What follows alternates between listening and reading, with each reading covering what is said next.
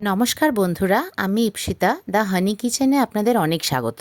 সবসময় কি বাড়িতে ঘরোয়া রান্না খেতে ইচ্ছা করে? কখনো কখনো তো বাড়ির বাইরেও কিছু খেতে ইচ্ছা করে বা অন্যরকম স্বাদের কিছু রান্না বানাতে ইচ্ছা করে। অনেকেই ভিন্ন স্বাদের রান্না দেখতে ভালোবাসে, কিন্তু যেই ঘরের খাবারের কথা আসে তখন কিন্তু মনে হয় এত ঝামেলা ছাড়া চলো বাইরে থেকেই খাই। তাই আজ একদম ঝামেলা ছাড়াই একটা রান্না বানাচ্ছি, সেটা হলো বাটার রাইস আর মাশরুম মুনিয়া। বাড়ির সাধারণ জিনিস দিয়েই অতি সহজে একদম হোটেলের মতন এই রান্নাটা। আগে চলুন রাইসটা বানাই। কড়াইতে একটু রিফাইন অয়েল আর তার সাথে সাথে সামান্য একটু মাখন দিয়ে দিলাম। মাখনটা একটু গলে গেলেই দিয়ে দেবেন গার্লিক। যতটা পারবেন ফাইন করে চপ করবেন। রসুন কিন্তু খুব তাড়াতাড়ি নিজের কালার চেঞ্জ করে আর খুব তাড়াতাড়ি পুড়ে যায়, তাই যতটা পারবেন কম ফ্লেমে কিন্তু রান্নাটা করবেন। খেয়াল রাখবেন যাতে রসুনের কালারটা চেঞ্জ না হয়। দিয়ে দিলাম অরিগ্যানো, ব্ল্যাক পেপার পাউডার। এখন কিন্তু সামান্য একটু ভাজতে হবে।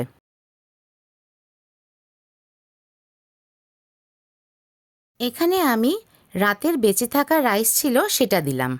এই রান্নাটা সাধারণত আগের দিনের বেঁচে থাকা রাইস হলেই ভালো হয়। যদি না থাকে তবে রাইসটা বানিয়ে ঠান্ডা করে নেবেন আর 1 ঘন্টার জন্য ফ্রিজে রেখে দেবেন, তারপরে ইউজ করবেন। এরকম করে রান্না করলে পরে কিন্তু আপনাদের একটা রাইসও রান্না করার সময় ভেঙে যাবে না। এখন দিয়ে দেবেন আপনাদের স্বাদ অনুযায়ী নুন। সামান্য একটু ভাজা হলেই কিন্তু আমাদের রাইসটা একদম রেডি।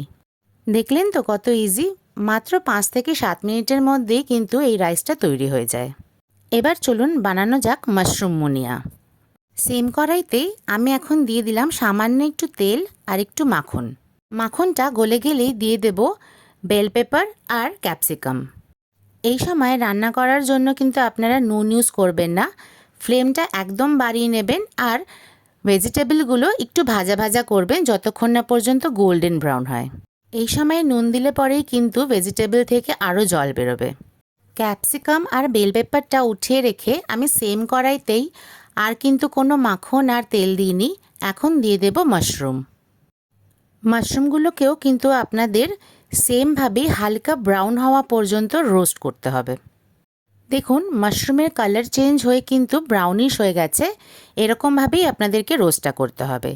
মাশরুমটা আমরা তুলে নিয়েছি। সেম পাত্রই আমি ইউজ করছি। এখানে দিয়ে দিচ্ছি সামান্য রিফাইন অয়েল আর তার সাথে সাথে একটু বেশি পরিমাণে মাখন। মাখনটা সামান্য গলে গেলেই দিয়ে দেবেন পেঁয়াজ। পেঁয়াজ কিন্তু ফাইনলি চপ করবেন।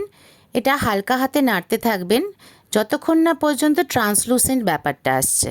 দিয়ে দেবেন রসুন কুচি। মনে রাখবেন এই দুটোর ভেতরে কোনোটাই যাতে কালার চেঞ্জ করে ব্রাউন না হয়ে যায়। একদম লো ফ্লেমে কিন্তু রান্নাটা হবে। খেয়াল রাখবেন যাতে রসুনের কালারটা চেঞ্জ না হয়।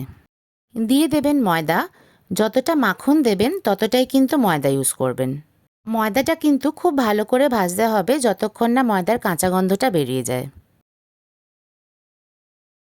এখন দেবেন oregano, black pepper powder, white paper powder সব দিয়ে আর মোটামুটি 1 মিনিট মতন নাড়াচাড়া করবেন। দিয়ে দেবেন গরম দুধ। আমি এখানে প্রায় 1.5 কাপ মতন গরম দুধ ইউজ করেছি। একটু ফুটলেই দিয়ে দেবেন আগে থেকে প্রিপেয়ার করা ক্যাপসিকাম, বেল পেপার আর মাশরুম।